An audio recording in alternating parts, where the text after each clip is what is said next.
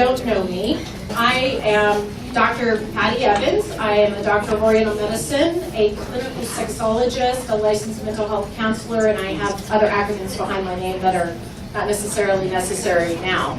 However, I believe that the reason that I was asked here tonight is that I actually have dedicated my entire career to working with gender, sexual, and relationship minorities. And so what does that mean exactly? Well, I'm sure that you all have seen the ever-growing vegetable soup of the GBLTIQIADP and so on. And so what does that mean working with this community? That means we really like acronyms and we really like labels. However, you know, there's something that I think is worth thinking about, and is that labels are really just kind of a bunch of crap, in my opinion. They're really important clinically for those of us who practice medicine and counseling and such. It's important for us to be able to see, you know, the category or group that people belong to. And it's also good for an identity. You know, the number one motivator of all human behavior is a sense of belonging to the group. And so people need that. They need that sense of connection. And so, hence, we have labels developed. But the part of it that's really important to know is that that label represents a group of people. And that group of people is all part of one human race, right? We all share 99.98% of the same DNA. We're all people. Every one of those people is somebody's child, their baby, their sibling, their partner, a parent. And no matter what vegetable soup letters they identify with, they are entitled to the same basic human rights as any of us. So you think, well, we're serving domestic violence, and we know that domestic violence happens in all communities, correct? I think we all know that. However, to be honest with you, we have not done a very good job serving this community, and part of that has been cultural for us. You know, when we've spoken about domestic violence, and I'm using that word purposely, domestic violence at this stage, we think about it in a heteronormative way, with the male being the perpetrator and the female being the victim.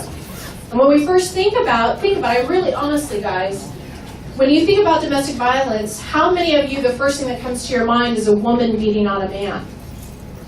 Is that the first thing that comes to mind? No. Not at all, right?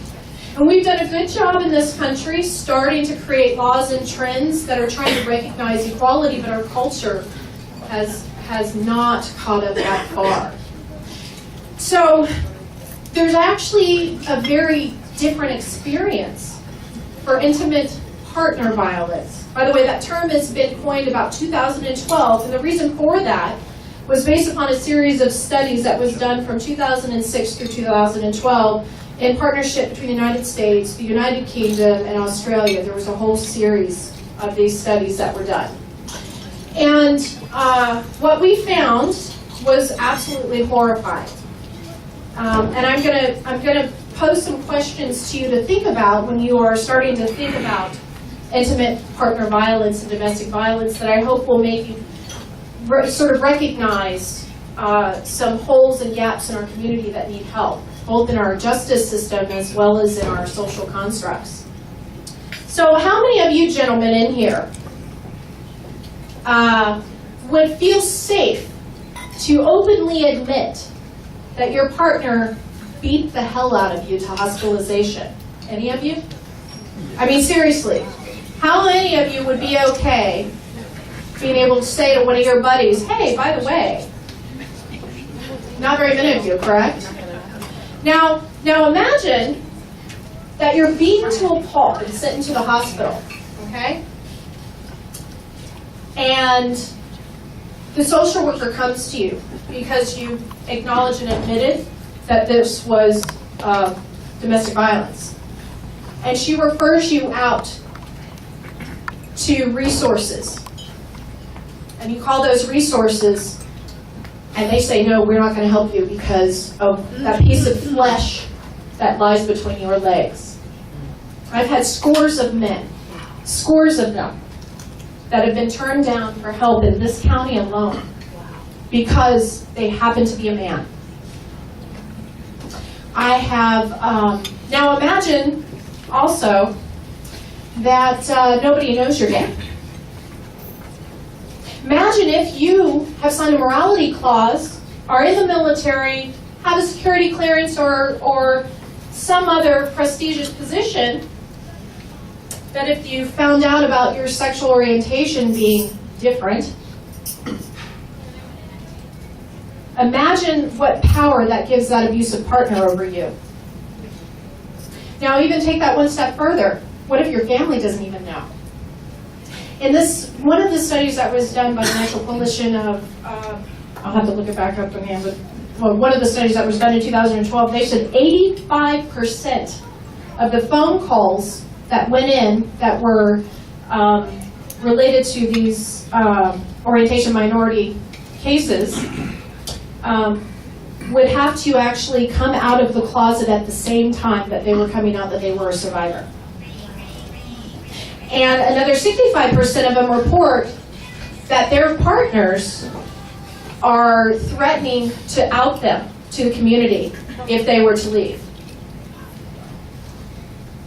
We know that in the similar study done, that more than 39% of men report being physically abused in their relationships and consider themselves survivors of domestic violence. Now, so with that being said, let's add a couple more things to think about from a social construct standpoint. What if you're HIV positive? 27% of those reported domestic violence calls reported that their abusive partner was withholding their HIV medication from them if they did not return home. This is their lives.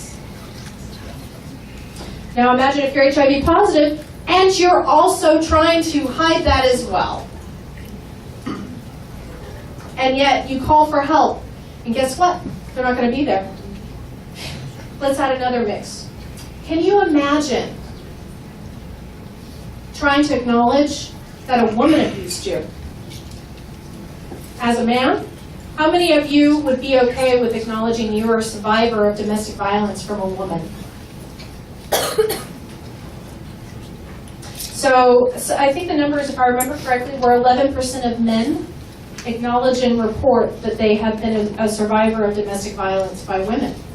Now, imagine being that same man and trying to go to a facility to get help and they turn you down, and especially if your partner is a woman. Now imagine showing up to court being a big burly guy and she being a petite thing. Can you imagine what that would look like? Yeah, imagine what happens with law enforcement. Now, how many of you think about lesbians when you think about domestic violence? Could you imagine two women hurting each other that way? Very large percentage, 28% of women report being abused by women. And believe it or not, it's primarily sexual abuse and forced rape. People go, how does a woman rape a woman? Well, let me tell you, I had a lovely young woman who had her ability to have children removed because her partner forcibly raped her, shoving instruments inside of her. She went for help, got turned down. That order, she tried to file an injunction, was turned down. So now we're going to add just a couple more things to the mix. By the way, everything that I'm sharing with you are true stories, and all of them in my office. Now imagine being transgender, okay? Do you know how many of in fact, they are the highest risk for violence. Transgender folks, believe it or not, have the highest risk, and in fact, more than 72% report having been abused sexually within an intimate partner relationship. but they don't identify themselves as survivors of domestic violence, even though there was sexual violence there. So it's an interesting juxtaposition of facts.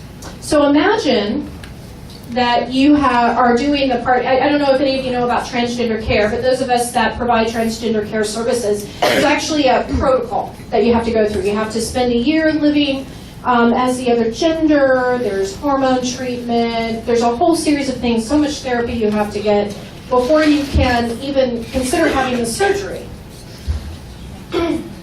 So imagine if what you're doing is we're initial phase A, and you're dressing each day. You haven't had your name changed, your license hasn't changed, whatnot, and you have a partner who beats you to hospitalization, and you're, again, told by the social worker at the hospital to go reach out for help to get into a shelter. Guess what? Do you think they got help? No. Guess why? Because even though they identify as female, because they have a piece of flesh between their legs, they were not eligible.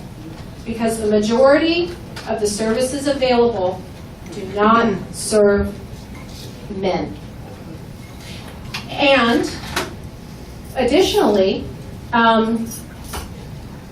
homosexuals have been a repressed sexual community for a lot of years. As well as the transgender community, and have a history of being abused by the police officers. Here is a quote, and I quote, "When the police came, and I was sitting there speaking with them, the police officer said, 'Well, you used to be a guy, why didn't you just hit him back?'" And that's what we do for help. So what do we do about this? You know, it's time to educate and aware. These are people's children. This is somebody who loves this person, and they deserve to have the same protections that we do. It saddens me that we have to have events like this. The fact that for some, the concept of safety and security is merely a luxury and not the norm. We need to start with educating our healthcare providers. We need to reach out to the domestic violent workers and the charities and tell them, hey, there's a hole in our communities. These are people who need help too. We need to educate law enforcement. And our laws need to protect this community the same way they protect heteronormative couples, which, to be all honesty, we're still deficient in that area too. Domestic violence is one of the least prosecuted crimes that there is, and hopefully that'll make great changes soon as we move forward. So, education is the key, and remember, I challenge you and I'm asking you, please, when you think about intimate partner violence, domestic violence, remember that if you're thinking of a male abuser and a female victim, you're leaving out a whole huge community of people that are part of our human family. Thank you.